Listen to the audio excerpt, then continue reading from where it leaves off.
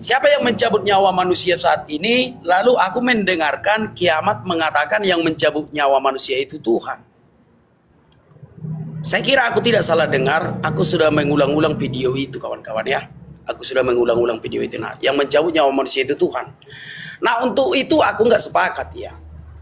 Karena aku tahu Tuhan Yesus itu Tuhan yang baik. Keselamatan yang dirancang oleh Allah akan dunia ini melalui anaknya yang tunggal adalah keselamatan yang bukan hanya keselamatan ke surga saja, tetapi keselamatan kita juga selama di dunia dirancang oleh Allah itu.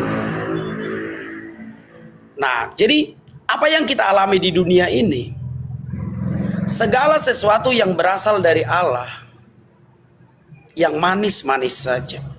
Segala sesuatu yang berasal dari Tuhan yang baik-baik saja. Tuhan sudah berhenti murka, oke. Tuhanlah yang melenyapkan Sodom dan Gomora. Memang benar. Tuhanlah yang mendatangkan api dari langit untuk membakar kota Sodom dan Gomora. Tuhanlah yang mendatangkan air bah sehingga seluruh penduduk bumi mati, tinggal 8 orang yang hidup pada waktu itu ya. Nah, Tuhanlah yang membuat kebinasaan bagi bangsa-bangsa di sekeliling umat Allah. Benar, bahkan Tuhanlah yang memerintahkan mereka untuk menyingkirkan mereka karena menghalangi keselamatan yang daripada Allah. Nah, tetapi murka Allah telah selesai ketika kematian Tuhan Yesus di kayu salib. Tidak ada lagi murka Allah. Murka Allah yang terakhir adalah darah Yesus yang tercurah di kayu salib. Setelah itu tidak ada lagi murka Allah. Orang yang terakhir dibunuh oleh Tuhan adalah Herodes, ditamparnya sampai mati. Sejak saat itu Tuhan tidak membunuh manusia lagi. Tuhan dengan kasih yang sabar, dengan belas kasih yang tidak terukur, menunggu pertobatan manusia itu. Sampai kapan? Sampai dia datang untuk kedua kalinya. Nah, jadi Tuhan yang kita sembah itu adalah Tuhan yang konsisten. Ketika dia murka, sejak zaman Adam dia murka. Kematian Habel di tangan Kain adalah murka Allah yang pertama. Kematian Herodes yang ditampar Tuhan itu adalah pembunuhan yang terakhir dari sudut pandang Tuhan. Karena murka Allah telah habis ketika cawan itu dipegang oleh Yesus. Nah, jadi sejak saat itu Tuhan tidak membuat manusia mati lagi. Nah, berikutnya, siapa yang membuat kita sakit? Apa mungkin karena kita tidak setia kepada Tuhan? Maka Tuhan menegur kita, dibuatlah kita sakit. Apa mungkin seperti itu? Tidak, kawan-kawan. Tidak ada pencobaan dari Tuhan saat ini. Tidak ada lagi. Yakobus 1 ayat 13. Jika seseorang mengalami pencobaan, janganlah ia mengatakan pencobaan itu datang dari Tuhan. Setiap orang dicobai oleh yang jahat dan dicobai oleh dirinya sendiri. Artinya kawan-kawan, seringkali kita di dalam kehidupan kita sehari-hari, ketika kita mendapatkan pencobaan, kita memfitnah Tuhan. Oh, ini teguran dari Tuhan. Nah, untuk itu kawan-kawan, kita dengarkan dulu diskusi ini. Kita dengarkan dulu pemaparan dari Kiamat, apologet handal Indonesia. Silakan Kiamat. Oke, jadi sejujurnya saya masih belum mendapatkan ketegasan ya. Jadi kalau kita ambil di dalam Pengkhotbah 12 ayat 7, itu dikatakan manusia bisa mati itu karena kembali kepada yang menganugerahkannya. Nah, makanya kalau saya mau tanya ya dipertegas aja. Jadi manusia mati itu apakah bukan lagi dari kedaulatan Allah gitu atas nyawa manusia? Berarti manusia bisa mati itu karena apa? Bukankah manusia itu sejak awal di dalam Kejadian 2 ayat 17 dikatakan ya. Jadi sebab dari dosa awal itulah ada kematian. Jadi yang ditebus oleh Yesus itu apa? Yang ditebus itu adalah natur dari dosa, kutuk dari dosa itu yang akibatnya adalah kematian kekal itu. Itulah yang ditebus oleh Kristus. Ya, jadi manusia mengalami mati, tapi mati yang di dunia. Makanya di dalam Perjanjian Baru pun dikatakan kamu akan hidup walaupun kamu akan mati. Jadi itu nanti bicara tentang keselamatannya. Tetapi ini mau bicara tentang kematian fisik dulu. Nah, manusia itu bisa mati fisik itu karena apa? Apakah kemudian bukan Allah yang berdaulat atas nyawa, atau malah kemudian mati dengan sendirinya? Bukan, nyawa manusia itu bukan dalam satu kesatuan dengan roh Allah. Itu makanya nanti ada pembahasan namanya roh Allah sebagai energi. Ya, di dalam Ayub 33 ayat 4 itu dikatakan bahwa manusia ini bisa hidup ya dari energi Allah itu yang menghidupi manusia. Nah, jadi kalau misalkan manusia mengalami kematian, itu artinya apa? Artinya ya Allah berkehendak melalui kematian manusia itulah kemudian manunggal dengan Kristus, yang kemudian ada namanya keselamatan atau kebangkitan itu nantinya. Jadi tubuh duniawi, makanya dikatakan di dalam 1 Korintus 15 ayat 45 dikatakan ada tubuh duniawi, ada tubuh surgawi, di situ dikatakan. Ya, jadi silakan dipertegas.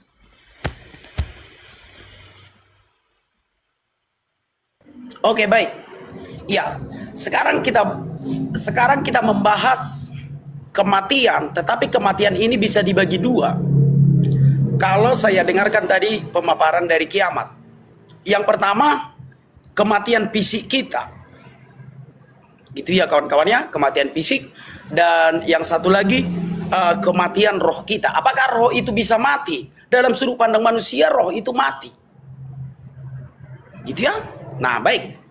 Nah, sekarang saya akan memulai dulu dari kematian fisik kita. Sebenarnya Adam itu diciptakan oleh Tuhan bukan dengan fisik kita yang seperti sekarang ini. Coba kita baca di dalam Kejadian 1 ayat 26. Saya nggak ada bahas bahwa manusia diciptakan itu untuk mati loh. Di dalam Kejadian 2 ayat 7 itu saya tahu. Yang saya tanya itu, manusia sekarang itu bisa mati itu karena apa? Ya. Apakah kemudian manusia itu berdaulat atas nyawanya sendiri? Makanya tadi saya bahas tentang energi Allah itu. Itu saya belajar betul, ini saya ada buku tentang cermin Allah ya. Saya udah pelajari bagaimana pernyataan dari Bapak Gereja Gregorius Palamas terkait energi dan esensi. Mungkin kalau Anda mungkin nggak memahami sama seperti saya, karena buku saya buku timur semua gitu. Ya. Nah, itu saya mau Anda jelaskan kenapa manusia bisa mati, kan itu poin awal tadi. Bukan saya mengatakan oh Allah itu ketika menghembuskan nafas kepada manusia itu adalah nafas untuk kemudian manusia bisa mati. Gak ada saya bahas itu. Saya tahu di dalam diri Allah 1 Korintus 2 ayat 11 itu bukanlah ciptaan. Makanya sejak awal itu manusia itu diciptakan itu untuk hidup kekal. Ada nanti di dalam Ibrani 11 ayat 5. Makanya ada pengangkatan gitu. Yang itu ada bukunya tentang rapture ya. Tapi saya mau balik ke pernyataan Anda. Salah saya di mana? Ketika saya mengatakan bahwa nyawa manusia itu berada di dalam kedaulatan Allah, di dalam Pengkhotbah 12 ayat 7 itu tadi, itu baru salah satu aja. Silakan ya. Oke, baik. Ya, sekarang aku ulang lagi ya, menjelaskan kematian fisik kita. Sebenarnya kematian fisik kita itu karena otoritas perkataan Allah. Di dalam Kejadian 3 ayat 14 jelas sekali Allah menyerahkan fisik kita itu kepada iblis. Apakah itu bisa dibatalkan? Enggak bisa. Nah, jadi kawan-kawan, seringkali aku mengatakan Tuhan kita itu punya kelemahan. Punya kawan-kawan. Tuhan yang kita sembah itu punya kelemahan. Kelemahannya adalah tidak bisa membatalkan kata-katanya. Nah, itu dia kawan-kawan. Tuhan kita lah satu-satunya Tuhan yang tidak bisa membatalkan kata-katanya. Paham ya kawan-kawan ya? Nah, berbeda dengan Tuhan-Tuhan yang lain lah. Terkadang di satu sisi dia mengatakan A, di satu sisi dia mengatakan B, di satu sisi dia mengatakan C, di satu sisi dia mengatakan D. Nah, Tuhan kita nggak bisa seperti itu kawan-kawan. Kelemahan Tuhan kita adalah kelebihan bagi Tuhan yang lain. Nah, itu kawan-kawan ya, ada kelemahan Tuhan kita. Dia tidak bisa membatalkan kata-katanya. Nah, demikian juga di dalam Kejadian 3 ayat 14. Tuhan menyerahkan tubuh kita manusia ini kepada iblis. Nah, coba kita baca di dalam Kejadian 3 ayat 14 kawan-kawan. Sabar ya, slow lah kawan-kawan, slow lah. Slow, gampang lah itu. Slow kawan-kawan ya, Kejadian 3 ayat 14. Lalu berfirmanlah Tuhan Allah kepada ular itu. Ular itu di situ kita sepakat ya, itu iblis ya, kawan-kawan ya. Karena engkau berbuat demikian, terkutuklah engkau di antara segala ternak dan di antara segala binatang hutan. Dengan perutmu lah engkau akan menjalar, dan debu tanahlah akan kau makan seumur hidupmu. Nah, debu tanah yang dimaksudkan di situ adalah fisik kita ini, adalah tubuh jasmani kita ini. Paham ya kawan-kawan ya? Nah, semoga kawan-kawan paham. Nah, sejak saat itulah iblis memiliki kuasa untuk memakan tubuh kita ini. Jadi setiap manusia dari zaman Adam yang mati, tubuhnya itu menjadi makanan iblis. Karena iblis butuh makanan. Iblis itu butuh makanan kawan-kawan. Apakah Tuhan akan membiarkan iblis itu tidak punya makanan? Enggak boleh gitu. Coba kita lihat di dalam 2 Petrus 2 ayat 4. Kalau Allah tidak menyayangkan malaikat-malaikat yang berbuat dosa, tetapi melemparkannya ke dalam neraka, dengan demikian menyerahkannya ke dalam goa-goa yang gelap untuk menyimpan mereka sampai hari penghakiman. Jadi ada batas waktu umur dari iblis. Dan dia disimpan di dalam goa itu, dia butuh makanan. Nah, apa makanannya diberikan Tuhan? Tubuh manusia, tubuh Adam dan keturunannya, itulah makanan iblis. Si debu tanah.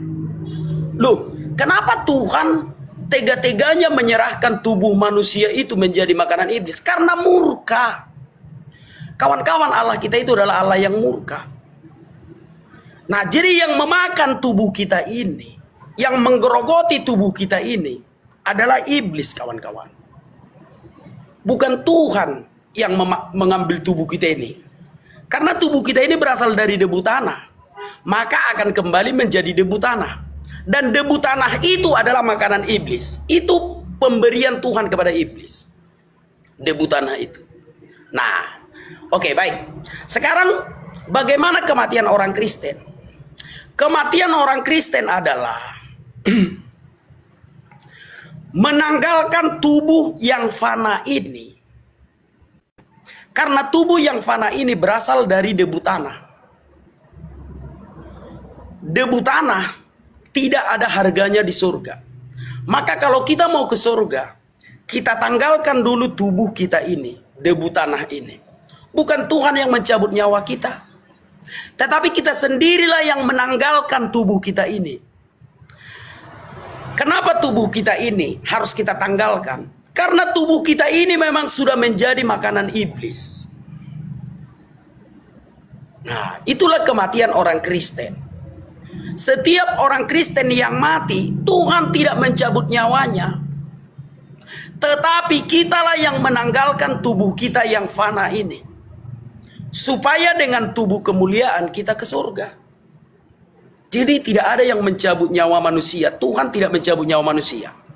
Nah, lalu kenapa kita menanggalkan tubuh yang fana ini? Kenapa kita harus meninggalkan tubuh yang fana ini, kawan-kawan? Karena tubuh yang fana ini sudah rusak, tidak mampu lagi memuat roh kita. Kenapa tubuh kita yang fana ini bisa rusak? Dimakan iblis. Jadi yang memakan tubuh kita ini adalah iblis, kawan-kawan. Itu ya, itu dulu yang pertama, bahwa kematian orang Kristen, Tuhan tidak pernah mencabut nyawa kita. Gak pernah itu. Tuhan tidak mencabut nyawa kita. Tuhan Yesus itu baik. Tetapi kitalah yang menanggalkan tubuh kita yang fana ini. Karena tubuh kita yang fana ini sudah usang atau rusak dimakan oleh iblis. Itu Bang, silakan. Oke ya, itu tadi macem-macem ya narasinya. Saya kan komentari, ya semoga semua bisa dikomentarin ya. Yang pertama itu anak Batak mengatakan kalau Allah itu punya sifat kelemahan. Itu kalau boleh tahu itu baca di buku mana itu Bang? Boleh nggak dikasih referensinya? Allah itu punya sifat kelemahan, punya kelemahan. Iya, jika dibandingkan dengan Tuhan-Tuhan yang lain. Kalau Tuhan-Tuhan yang Itu lain kan yang saya tanya itu kan narasi Abang tadi dikatakan kalau Tuhan kita itu punya sifat kelemahan. Nah, itu kira-kira narasi itu framing dari Abang kepada Tuhan, karena di dalam Mazmur 89 ayat 34 dikatakan gini, aku tidak akan melanggar perjanjianku, dan apa yang keluar dari mulutku tidak akan kuubah. Justru kalau saya melihat di sini itu bukan kelemahan, justru itu bicara tentang kedaulatan Allah. Makanya dikatakan Allah bukanlah manusia sehingga dia berdusta, ya kan? Atau kemudian ketika dia berfirman lalu dia merubahnya. Itu bicara tentang bagaimana Allah yang dengan perkataan, dengan firman-Nya yang kekal dengan dirinya itu, dia itu tidak akan berubah.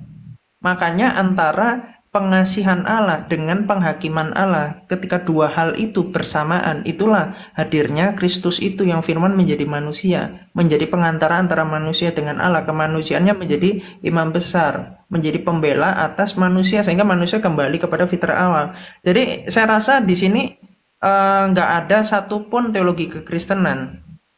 Ya, kalau ada boleh tunjukkan ke saya di dalam teologi siapa yang mengatakan, atau mungkin abang Katolik kan, di buku mana Katolik mana yang mengatakan kalau Allah itu punya sifat yang lemah itu, yaitu nggak usah bawa gereja, nggak usah. Gini, kenapa aku mengatakan? Firmannya. Ya sebentar. Kenapa aku mengatakan Tuhan kita itu punya kelemahan? Punya, kawan-kawan. Tuhan kita itu punya kelemahan. Sudah? Kenapa aku katakan Tuhan kita itu punya kelemahan? Bang? Itu yang saya tanya. Ya makanya dengarkan dulu aku jelaskan. Bang Lai. Dengarkan dulu aku jelaskan ya. Nah, kelebihan Tuhan yang lain itu plan kawan-kawan. Di satu sisi dia katakan kau boleh istri satu. Di satu sisi dia katakan kau boleh istri dua. Di satu sisi dia katakan kalau ini boleh yang istri begitu yang lemah dong. Sama seperti saya nih. Saya kalau misalkan saya itu ngomong hari ini A, besoknya saya berubah, itu namanya saya bohong atau saya nggak konsisten. Justru sifat tidak konsisten itu adalah kelemahan. Ketika Allah itu punya sifat konsisten, artinya dia tidak lemah. Nah, framing abang itu ditujukan kepada Allah berdasarkan literatur apa? Itu yang saya minta, Bang. Iya. Makanya dengarkan dulu dong aku paparkan. Itu kelebihan, kawan-kawan. Kalau dia bisa plan, itu kelebihannya plan. Nah, inilah kelemahan Tuhan kita. Tuhan kita nggak bisa plan. Ketika Tuhan kita berkata, kalau ya katakan ya, kalau tidak katakan tidak. Maka Tuhan kita nggak bisa membatalkan itu. Kalau Tuhan yang lain, kelebihannya banyak.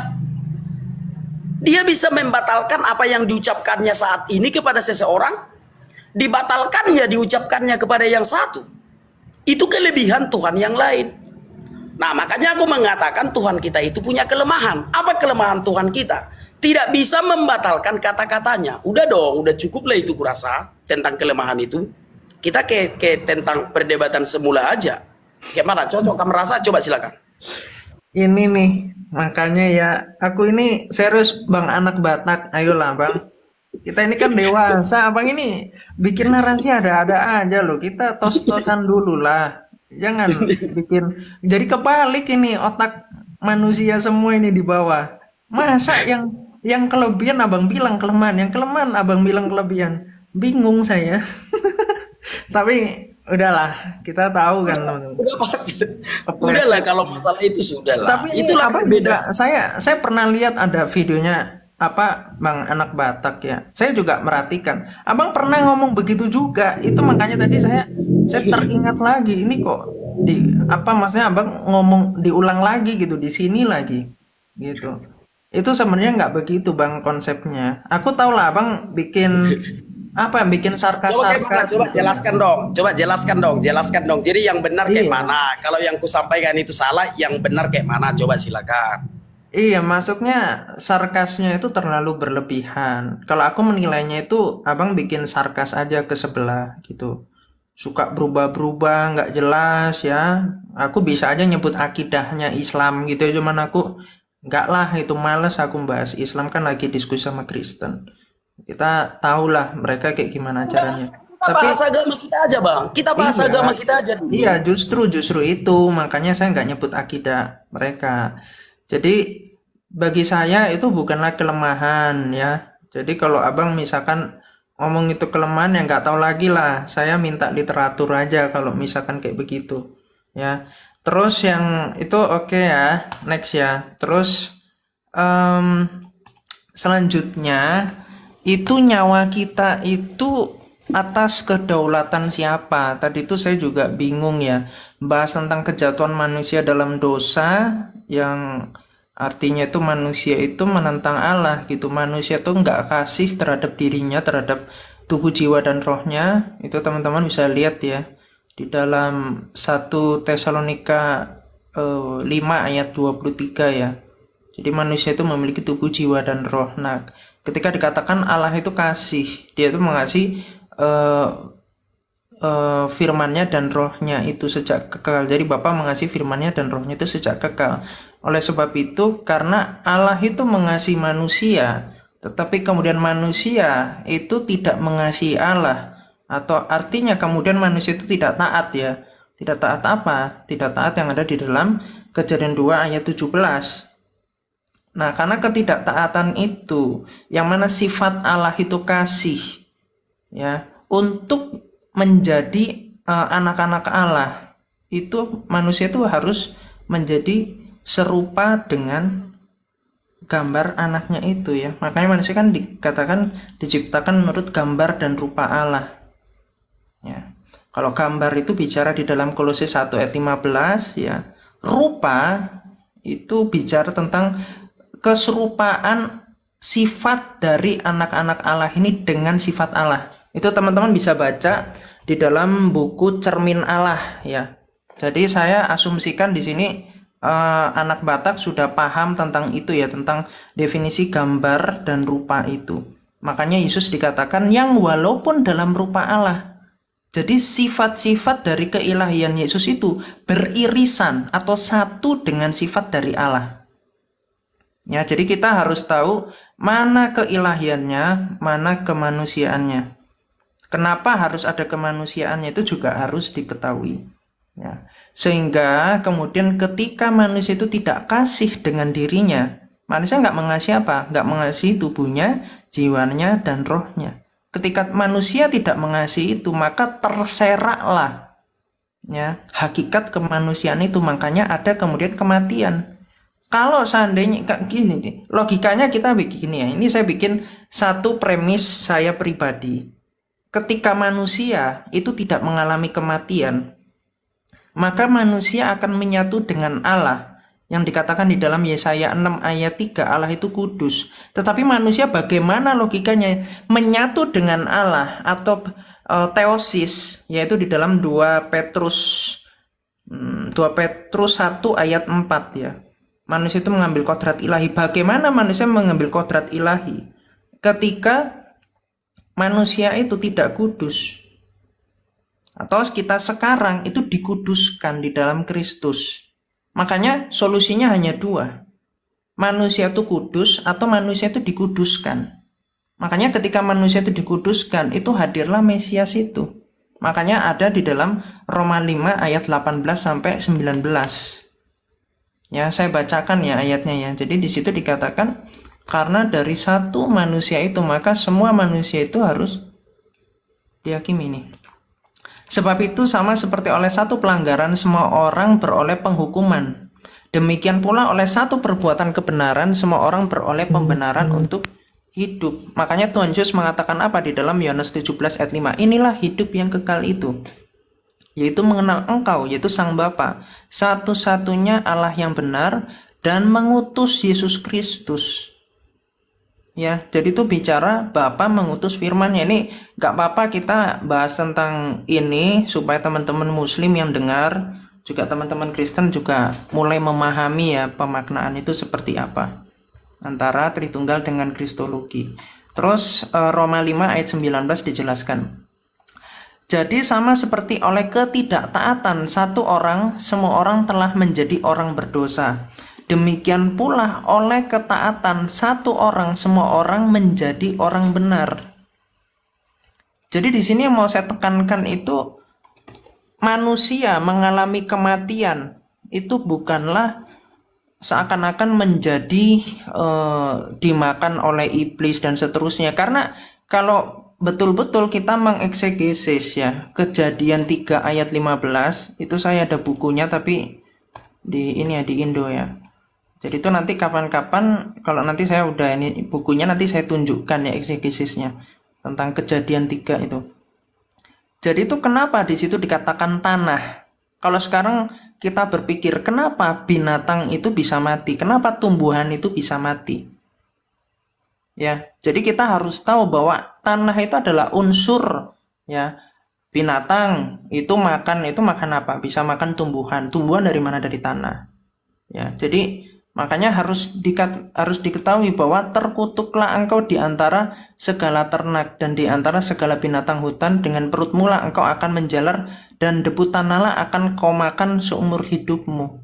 Itu bicara tentang pengutukan iblis itu ya terhadap tanah itu. Ya, jadi makanya ketika dikatakan tubuh manusia itu dimakan oleh iblis, itu teologi mana yang menjelaskan seperti itu? Sedangkan tidak pernah Allah mengatakan bahwa tubuh kamu mati itu nanti iblis yang akan memakan tubuhmu. Ya, di dalam Kejadian 2 ayat 17 tidak dikatakan seperti itu. Jadi Tuhan sejak awal mengatakan, tetapi pohon pengetahuan tentang yang baik dan yang jahat itu janganlah kau makan buahnya, sebab pada hari engkau memakannya pastilah engkau mati. Dan di sini ada 2 kematian. Ada kematian rohani, ada kematian fisik. Karena manusia tidak kasih kepada Allah, maka yang pertama kali yang manusia mengalami kematian, makanya dia itu bersembunyi. Dia ketakutan terhadap Allah yang kudus itu karena dia merasa dia tidak kudus lagi. Sama seperti anak kecil yang nyolong terus ada orang tuanya misalkan yang mergoki atau apa, pasti dia ketakutan karena dia merasa bersalah. Itulah kematian rohani pertama yang dialami oleh manusia. Barulah di Kejadian 5 itulah ada yang namanya kematian fisik ya atau jasmani. Jadi kembali lagi ya, tadi saya kasih dalilnya di dalam ini. Saya berharap abang bantah ayatnya, bagaimana kemudian Anda mau bantah ayat itu gitu di dalam, boleh dicatat ya, di dalam Pengkhotbah 12 ayat 7. Saya bacakan ya ayatnya ya. Pengkhotbah 12 ayat 7 dikatakan begini. Dan debu kembali menjadi tanah seperti semula, dan roh kembali kepada Allah yang menganugerahkannya. Dikatakan seperti itu. Juga kita bisa lihat di dalam, bentar ya, kalau nggak salah dalam 1 Samuel 2 ayat 6 ya. Coba Oke, ini dikatakan gini ya. Ini saya tunjukkan deh ayatnya. Bentar ya. Ini tak ilangin dulu lah temanya. Ini ya, 1 Samuel 2 ayat 6 dikatakan gini. Tuhan mematikan dan menghidupkan. Ia menurunkan ke dalam dunia orang mati dan mengangkat dari sana. Ini ya Bang ya. Jadi bukan iblis yang memakan, tapi nyawa manusia itu otoritasnya dari Allah. Loh, sekarang kita pikir pakai logika ya. Seandainya nyawa manusia itu bukan dicabut oleh Allah. Interupsi sebentar, Bang. Bisa interupsi sebentar, Bro. Sebentar, Bisa ya? sebentar Bang. Aku masih belum Enggak, selesai. maksudku sedikit Masih belum aja, selesai, 30 detik Nanti aja, Abang 30 tanggapi detik aja. aja. Bisa interupsi Bang, dulu sebentar. bentar dulu, sabar. Ini aku kan Maksudku baru kayak baca ayat, masa aku mau jelasin udah langsung dipotong. paham. Iya, paham lah ya, paham. Paham, Bro. Cuma kayak mana kalau kita berbagi waktu? Ya Cocok, boleh, cocok. boleh. Tapi tadi kan aku kan nungguin abang sampai abang benar-benar selesai. Ya artinya jangan terlalu lama seperti itulah, karena kayak gini loh. Karena Oh tadi gitu. Ya wes, kalau abang mau pakai waktu nggak apa-apa. Mau waktunya berapa enggak, menit? maksudku selesaikan aja dulu ini, tapi kita bikin waktunya. Karena kan yang kita bahas, yang abang keluarkan tadi dalilnya kan udah 3 tadi. Nah, kalau aku mau menjawab yang 3 ini nanti, tentu saja akan terlalu lama gitu loh. Kayak mana Nggak kalau apa-apa kita bikin bang. saja lah Saya waktu. sabar kok menunggu. Karena abang kan bukan Islam. Gitu loh. Iya, aku Kristen, iya. Iya, Tapi iya. kayak mana kalau Makanya kita aku diskusi, nggak apa-apa. kita pakai Aku timer tunggu. saja, kayak mana? Cocok? Kamu rasa? Boleh. Mau pakai timer boleh. Iya, Yaudah, pakai aku timer ngikut saja aja. lah, pakai timer ya, biar jangan kelamaan. Biar gini loh, apa Oke, yang oke. kau keluarkan dalilnya, biar langsung bisa ku catat, ku bantah sesuai dengan waktu yang Oke. dibutuhkan. Itu ya, Ya. silakan. Ya udah nanti ini aku cuman